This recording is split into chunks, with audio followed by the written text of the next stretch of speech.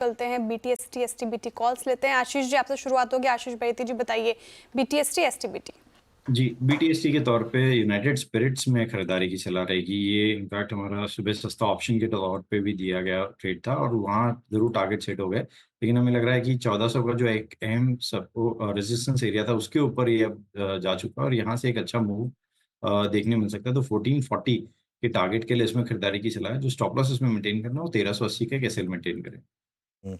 शिल्पा जी, आप क्या कैरी करें कल के लिए? जी बिल्कुल, मेरा ध्यान यहाँ पे कोलपाल पे है। मुझे लगता है कोलपाल पे ध्यान देना चाहिए। 2370 के स्टॉप लॉस से look for targets of 2460। Okay, Somil आपका ट्रेड क्या रहेगा कल के लिए? मेरा ट्रेड रहेगा टॉरेंट पावर में। एक फ्लैग पैटर्न बना है, ऊपर की तरफ ब्रेकआउट मिल चुका है। Target would be 1600, stop loss होगा 1460। ठीक है, टॉरेंट पार बीटीएसटी ट्रेड आती हुई। शिल्पा जी आप बताइए आप क्या पिक कर रही हैं? कविता जी आप माफ कीजिएगा, कविता जी आप बताइए आप क्या पिक कर रही हैं कल के लिए? गैस अथॉरिटी ऑफ इंडिया यहाँ पर मूव अच्छे एक्सटेंड होते हुए दिख सकते हैं। 178 के स्टॉप लॉस को मेंटेन करना चाहिए। अपने प्रीवियस 200 डेज मूविंग एवरेज की तरफ बढ़ता हुआ दिख रहा है। 185 187 के प्राइस टारगेट रखने चाहिए। ओके, अच्छा एक इंटरेस्टिंग चीज़ बताता हूँ मैं अब आपको। आज सुबह जब हम ट्रेड सेटअप डिस्कस कर रहे थे तो मैंने एक चीज़ कही थी कि नॉर्मली अगर कोई स्टॉक एक्सपायरी से एक दिन पहले बैन से बाहर आता है तो वो इंटरेस्टिंग इसलिए होता है कि एक्सपायरी वाले दिन अगर बैन से बाहर आता है तो इंटरेस्टिंग इसलिए होता है क्योंकि शायद उसको वापस बैन में लाने की तैयारी हो रही होती है। बात हो रही है यहाँ इंडसइंड बैंक की।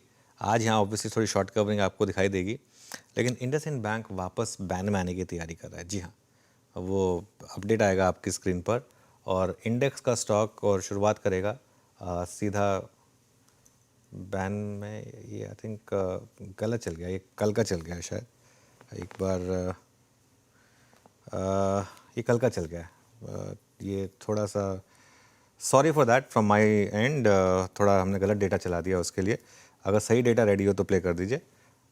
इंडसइंड बैंक 101%, बिरलासॉफ्ट 97% और मनापुरम 94%। थोड़ा as editor of the channel मैं अपोलोजाइज़ करूँगा यहाँ पर श्रेया कि हमारी तरफ से इतना इंपॉर्टेंट डेटा गलत गया। तो ये मेरी गलती है, मैं इसको एक्सेप्ट करता हूँ। ये असली सही डेटा है। इंडसइंड बैंक करीब करीब 101%। विरूप, मार्केट ब्रेथ कैसी रही आज? जी हाँ, ब्रेथ पे आते हैं अनुज। और ब्रेथ अगर आप स्क्रीन पे देखें तो मतलब आपको कल की तुलना में फिर भी बहुत ठीक नज़र आएगी। डैमेज कंट्रोल हुआ स्पेशली इन बैंक्स और आईटी में। लेके आइए प्लीज़ मार्केट ब्रेथ आपकी स्क्रीन पे। और लॉन्ग शॉर्ट लॉन्ग अनवाइंडिंग देखिए, लॉन्ग 96 और लॉन्ग अनवाइंडिंग 31, यानी जो प्राइस डैमेज कल तक हुआ वो आज यहाँ पे जाकर नहीं हुआ, वो थम गया काफ़ी हद तक। 68 में शॉर्ट कवरिंग और शॉर्ट लगभग 26 में, लॉन्ग अनवाइंडिंग करीब 31 में।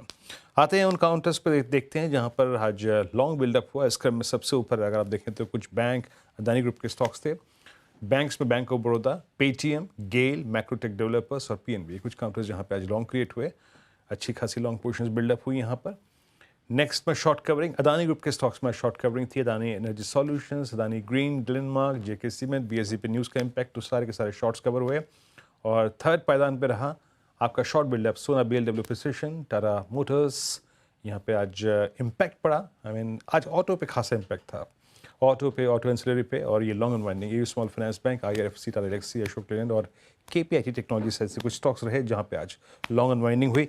जाते जाते कंसिडर करने लायक कुछ और स्टॉक्स जो हैं, मैं देख रहा हूँ जो लास्ट मिनट बाइंग है उसमें आप लेके आइए। 2-3 स्टॉक्स मैंने अभी भी मेरी निगाह के आगे आए।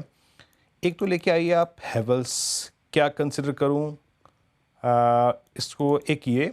Then other one is Tata power 383। Tata power का क्लियर ज़्यादा चार्ट है ये। Shilpa ji, out of these two Tata power और हेवल्स क्या कंसिडर कर सकते हैं कल के लिए?